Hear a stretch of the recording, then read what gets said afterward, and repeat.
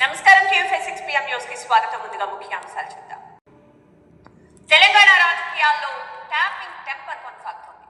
Phone tapping కేసును speedup చేసిన SIT తాజాగా మాజీ మంత్రి కేటీఆర్ కు నోటీసులు ఇచ్చింది. రేపు ఉదయం 11 గంటలకు జూబ్లీ హిల్స్ పిఎస్ లో విచారణకు హాజరు. ఫోన్ ట్యాపింగ్ దర్యాప్తులో వేగం పెరిగింది. ఈ అంశం పోలీసు అధికారుల నుంచి మాజీ మంత్రుల వరకు చేరింది. గత బీఆర్ఎస్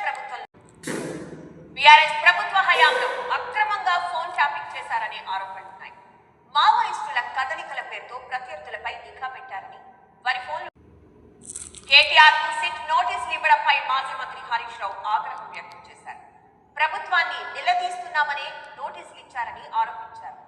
సిట్ నోటీసులకు తాము భయపడబోమన్నారు. హామీలపై ప్రభుత్వాన్ని ప్రశ్నిస్తూనే ఉంటామన్నారు.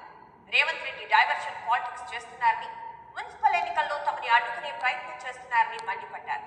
ఇక ఎన్ని డైవర్షన్లు చేసినా రేవంత్ ను వదిలిపెట్టమని హరీష్ హెచ్చరించారు. కలియుగ ప్రత్యక్ష దైవం తిరుమల శ్రీ వెంకటేశ్వర స్వామి ఆలయంలో ఈ నెల 25న రథసప్తమి వేడుకలను ఘనంగా నిర్వహించనున్నారు. గతేడాది మాదిరిగానే రథసప్తమి వేడుకలో ఇప్పుడు చిన్న విరామం తీసుకుందాం. Welcome back. మోకాళ్ళ యాత్ర చేసిన జగన్మోహన్ రెడ్డి అధికారంలోకి రాలేడని టీడీపీ నేత బుద్ధ వెంకన్న తేల్చి చెప్పారు. అధికారం కోసం జగన్ పగటి కలలు కంటూ కుట్రలు చేస్తున్నారని మండిపడ్డారు. తెలంగాణకు మరో అమృత్ భారత్ ఎక్స్ప్రెస్ రైలు రాబోతోంది. రేపు దేశవ్యాప్తంగా 4 అమృత్ ఎక్స్ప్రెస్ రైళ్లను ప్రధాని మోదీ. సంగారెడ్డి జిల్లా హౌసింగ్ శాఖలో లైంగిక వేధింపుల ఘటన కలకలం రేపుతోంది.